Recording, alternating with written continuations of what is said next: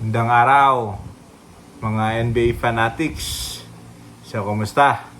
Ito na yung result ng ating quarterfinal matches sa NBA Emirates Cup na nangyari kanina. So, may dalawang laro tayo kanina. That completes our semifinal matches, no? I mean, semifinal casting, no? So, yung dalawang nakapasok na dahil sa laro kahapon is ang Oklahoma City Thunders at ang nga bang naglaro kahapon at ang Milwaukee Bucks, no? At ang Milwaukee Bucks. So ngayon, ang laban ng Atlanta Hawks against the New York Knicks at ang laban ng Houston Rockets against the Golden State Warriors. So, bago tayo magsimula, please do like and share, no? And follow my channel. So, first game for the second quarterfinal match for the East Side, the Atlanta Hawks defeated the New York Knicks 108-100. This is the Hawks was led by Hunter, no? DeAndre Hunter with 24 points on 4 of 5 from the 3-point area. While si Jalen Johnson provided 21 points with 15 rebounds and 5 assists, with 2 steals and 2 block shots, while Trae Young provided 22 points, 11 assists, and 5 rebounds. So, in-encore ni Trae Young, DeAndre Hunter at si Jalen Johnson ang opensa at depensa ng Atlanta Hawks. While sa New York Knicks, they were led by Josh Hart with 21 points, 8 rebounds, and 6 assists on 3 of 5 from the 3-point area. While si Karl Anthony Towns, provided 19 points, 19 big boards, and 5 assists. No? While si Jalen Brunson, yung nawala sa opensa dahil 14 points lang siya, no? At 8 assists and 4 rebounds. Dinagdagan pala ni Karl Anthony Towns, no? Ang statistics niya with 3 steals and 3 block shots, pero kinulang para talunin ang Atlanta Hawks, no? Kung tutuusin, lamang pa ang New York Knicks sa first half, no? First quarter, second quarter, lamang pa sila. But kung maripas ng takbo ang Atlanta Hawks, parang si Pac-Man, at tinaob sila sa third quarter with a 34-18 run. So, yung lamang ng Knicks na 7 points after the 2 quarters, after the first and second quarter, nawala after the third quarter nung nag 34-18 run to end the third quarter ang Atlanta Hawks, at that gave them the lead at 9 points after 3 quarters. So, yun yung story of the game, no? Yun yung big story of the game. Kasi kung tutuusin, lamang pa sa field goal percentage ang New York Knicks against Atlanta Hawks. At even on the 3-point area, halos pare-pareho lang sila, no? Assist, pareho lang din. At lamang ang Atlanta Hawks rebounds on 58-49 advantage, no? And ang malaki doon is ang offensive board, ang offensive rebound ng Atlanta.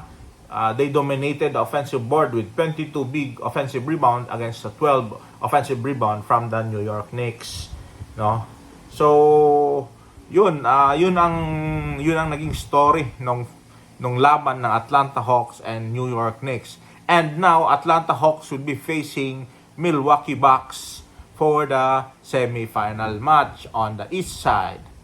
While the second game this morning, the Warriors lost to the Rockets 90-91 on the last two crucial free throws of Jalen Green. So, the Rockets was led by Alperen Sengun with 26 points, 11 rebounds, 5 assists, 3 steals, while Fred VanVleet added 8.7 assists, 2 rebounds, and to ice the game. While the Warriors was led by Jonathan Kuminga with 20 points, 7 rebounds, and 1 assist, while Stephen Curry added 19 points, 5 assists, 3 rebounds on 3 of 9 from the 3-point area. Ang story naman ito, lamang ang Warriors ng 6 na puntos last 1 minute and I think 1 minute and 14 seconds, 15 seconds, no? So, lamang pa sila ng 6. Pero, biglang nang lamig at hindi na nakascore ang Warriors. Kung titingnan natin, halos evenly match ang laban nila, no? Evenly match ang lamang ng percentage ng Rockets ng Warriors sa 3-point area. They've shot 12 3-point area as compared to 3-point field goal as compared to 6 from the Houston Rockets. Binawian naman sila ng 5 more free throws shot made against Warriors na 4 lang, no? Evenly match ang assist and rebounds with halos 1 at 3 lang ang diferensya. While ang offensive rebound, lamang pa nga ang Warriors kung tutuusin. While steals, lamang din. And blocks, lamang din. No? So, doon lang talaga, no? Doon lang nagkaigihan sa one last free throw, no? One last free throw na ginawa ng Houston Rockets. So, because of that, the Houston Rockets will be facing the Shai Gilgeous-Alexander-led Oklahoma City Thunders in Las Vegas. So, kompleto na yung semifinal slate natin. No? From the east side, it would be Milwaukee Bucks versus Atlanta Hawks. And on the west side, it would be Oklahoma City Thunders against the Houston Rockets. So, winner in each side will face on the finals of the Emirates Cup, which be held in Las Vegas. So our standing, no, our regular standing for the east side, the Cleveland Cavaliers still remain on top with 21 wins and 4 losses. The Boston Celtics at second with 19 wins and 5 losses. The Orlando Magic is at third with 17 wins and 10 losses, while followed by the New York Knicks at fourth with 15 wins and 10 losses.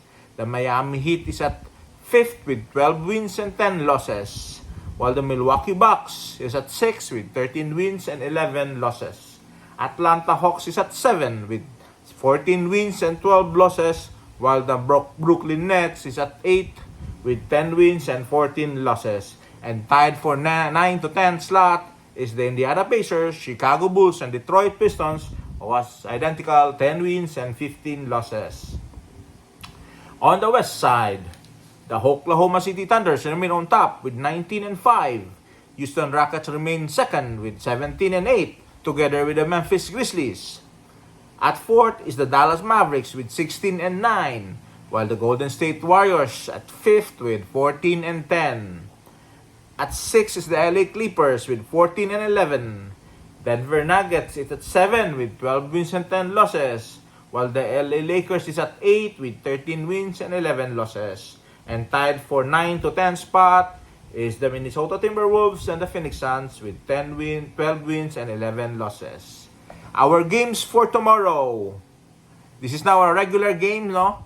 No more Emirates Cup. So, regular game for tomorrow. The Pistons will battle the Celtics. The Raptors will travel to Miami.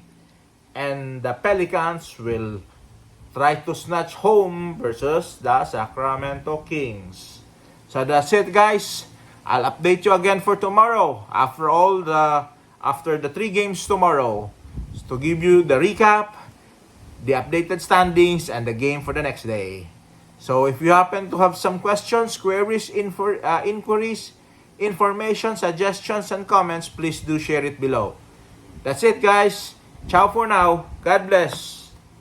Let Nick out.